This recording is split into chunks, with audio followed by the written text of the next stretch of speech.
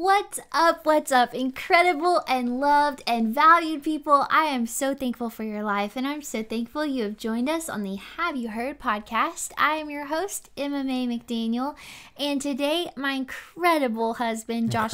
Yes, Josh McDaniel is on the podcast with us, and we are going to be answering y'all's questions. So this is going to be a really good time. Friends, grab your headphones. Let's get into the word.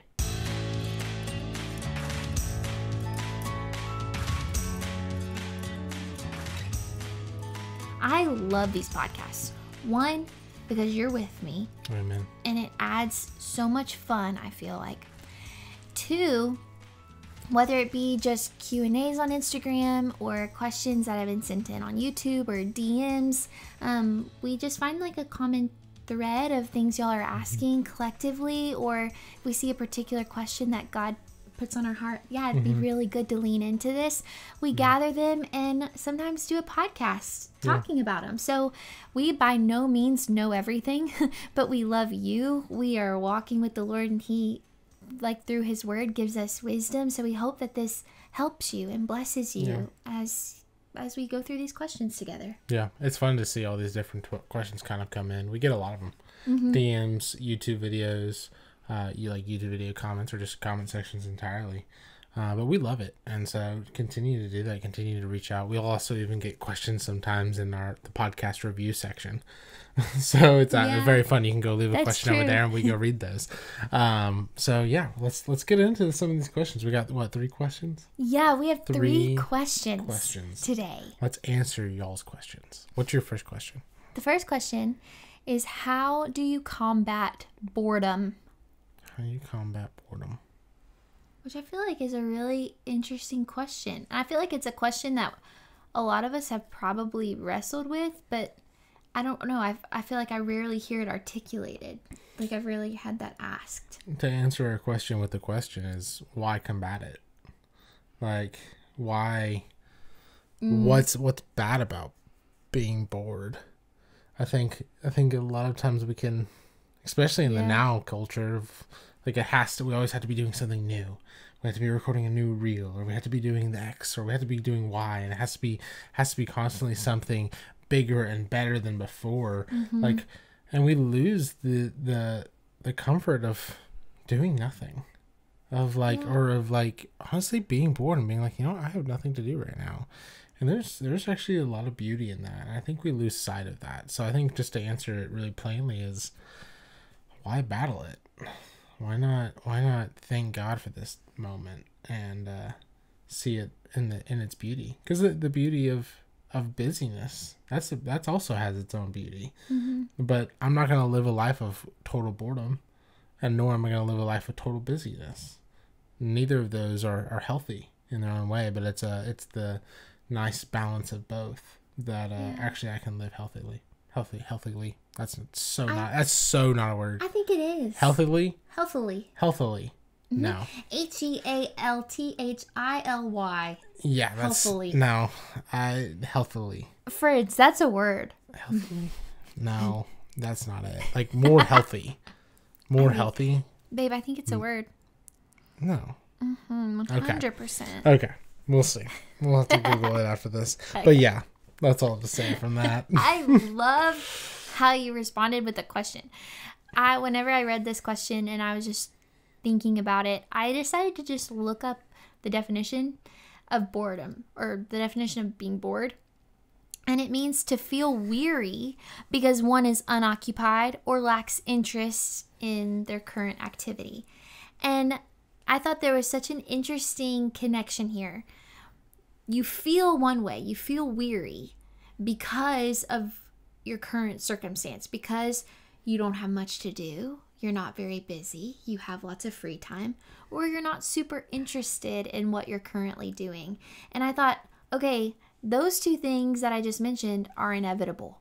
You're going to have moments where you don't have tons to do. You have free time. You're going to have things that you just got to do. And it's not going to be the most fun. It's not going to be your most favorite.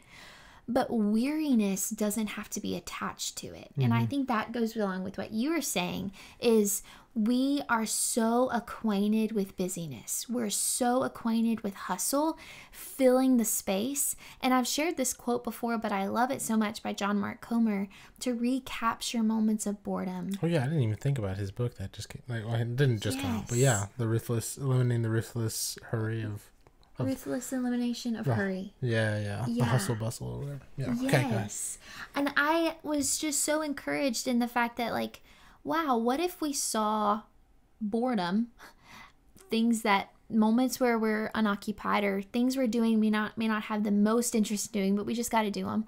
What if we saw those moments as an invitation from the Lord to know him, to grow, to be challenged in a good direction? What if we saw those moments as opportunities to invite God in?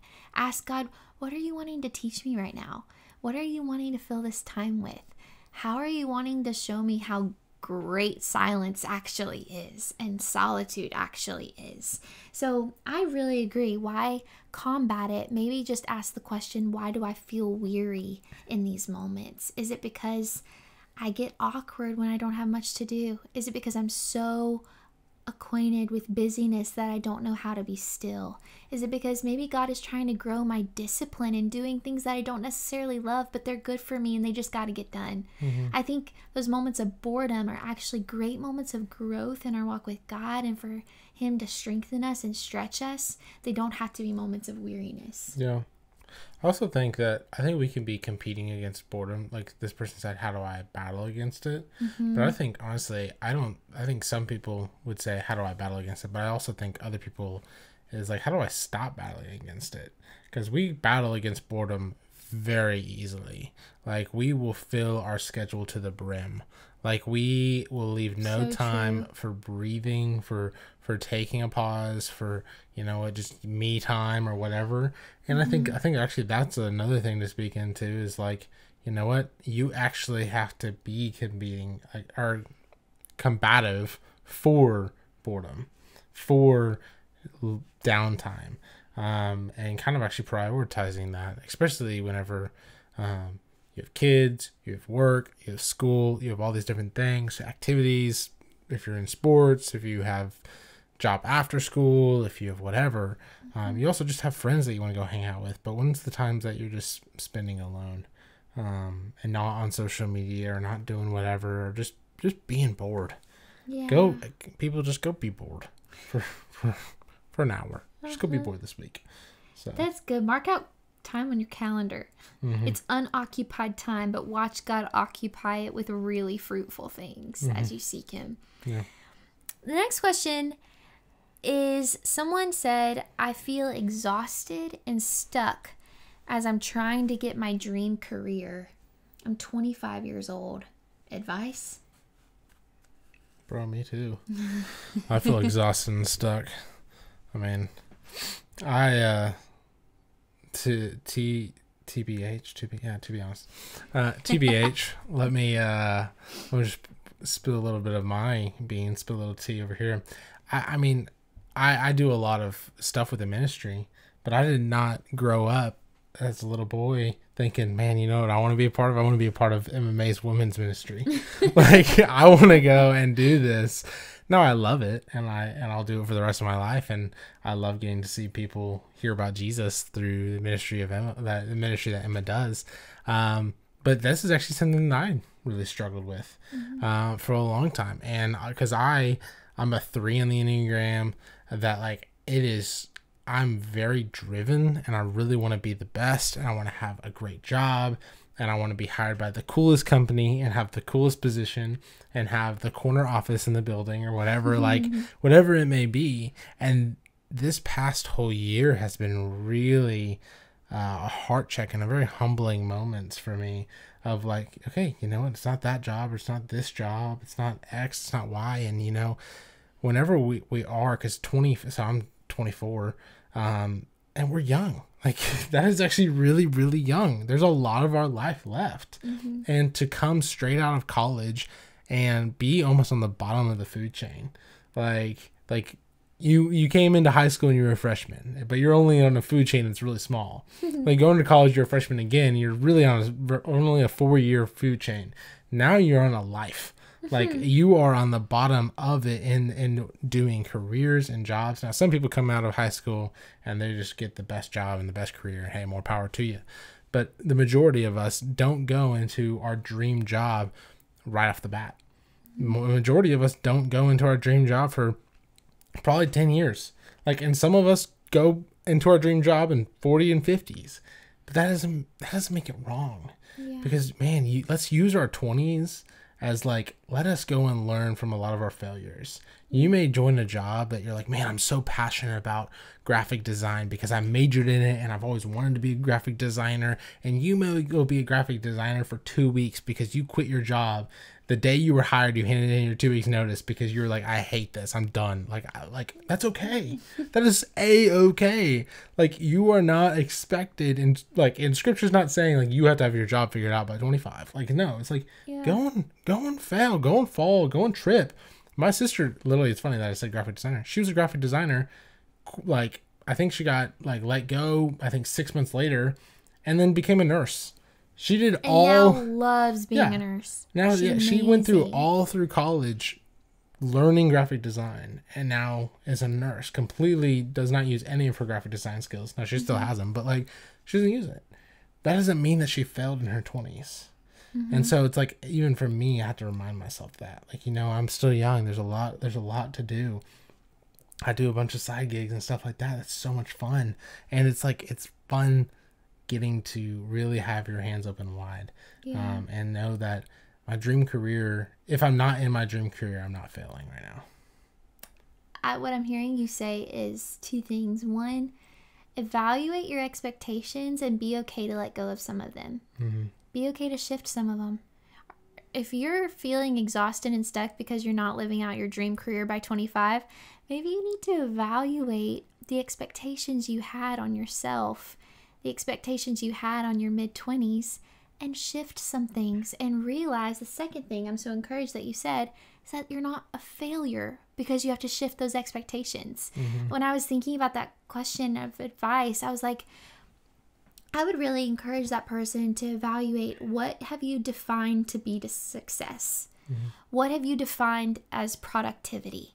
Because if you've defined success as by 25, you're living out your dream career at whatever capacity that was, then maybe you need to check out that evaluation, that expectation, and shift it, because that's not what success is. And see, maybe the fact that you're not where you thought you would be, what is maybe God preparing you for in this time? How can you use your giftings right now? How can you use the passions he's put on your heart right now? You don't have to be in your dream career to still work at the things that you love and still work at the things that you're good at. And whenever I was thinking about like preparation for maybe what's coming, I was thinking about Psalm 105, whenever the psalmist is referring to Joseph. He says, before the Lord made Joseph's dreams come to pass. In other translations, it's like before the Lord allowed his word to Joseph to be done, he tested Joseph's character. So there was a preparation that needed to be done in Joseph's life where God was strengthening his character. God was strengthening his love for him, strengthening his love for people. He was chipping away his pride and building up his humility so that whenever he was placed in what Joseph's dream was, he was actually ready to take it on the way that God needed him to, the way that God had called him to, the way that people would be blessed by him actually doing. And he wouldn't cripple under the pressure. He wouldn't cripple under his own pride. So lean in to this time that maybe you weren't expecting to have and ask the Lord how he's wanting you to steward it, because I can guarantee you, you're not a failure. And it's not wasted. There is so much purpose in this time. There's so much joy to be had, but you're going to miss out on a lot of joy if you constantly think that you're behind. Yeah, and I think also this is like whenever you leave college, and because if you're 24 or 25, which is it, 25, you were, I mean, you were probably in college 2-3 years ago, and you leave that area, which is not a long time. 2-3 years is not a long time, especially in career world. You left that area probably leaving college thinking that you're going to have the same amount of money that your parents have now, or that your ex mentor has, or the position that someone's mentoring you and leading you in right out of college. But in reality, it took everybody years to get where they're at.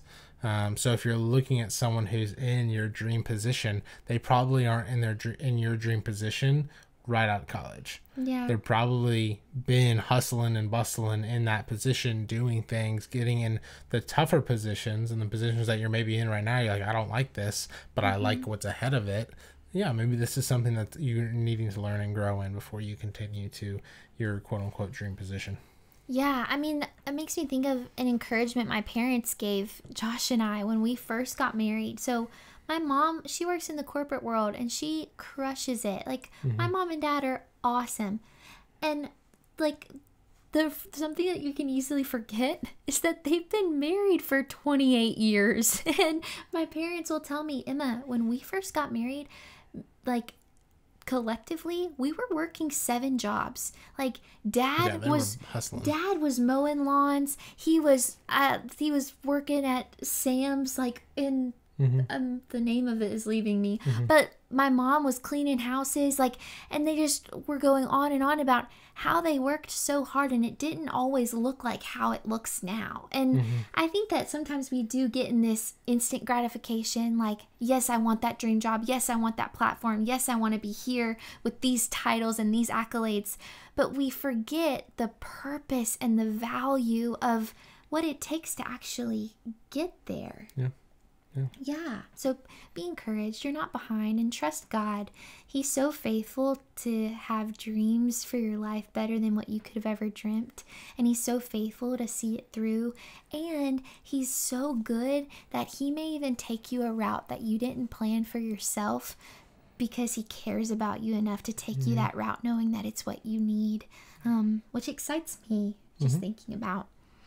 So the last question that we have is, why is surrendering to God better than being cool in high school? I have a thought. Yeah. You want me to go first? Yeah, go ahead. So it's just a thought. But whenever I think about wanting to be cool in high school, wanting to be thought of a certain way, I think about a deeper desire that's actually pointing to. It's exposing a desire that we all have to belong, to be wanted, to be liked. And I just think about how high school is temporary. The approval of people is temporary. What people think of you, it's going to come and it's going to go. It's going to be one thing today and it's going to be another thing tomorrow. But God can meet our desires in a way that is long term. It's everlasting, and it's actually satisfying. It brings actual contentment. So when I go to the Lord with that desire to be liked, to be wanted, to belong, I'm actually filled, and I can actually have confidence because it's based on something unchanging, on a God who will never stop loving me. And then through that surrender to him, I can go about high school loving people, being confident whether or not they want me to sit at the lunch table with them, and valuing them and being who God has called me to be, even when it may go against the grain a little bit. Like, to surrender to God is actually the secret sauce to being confident.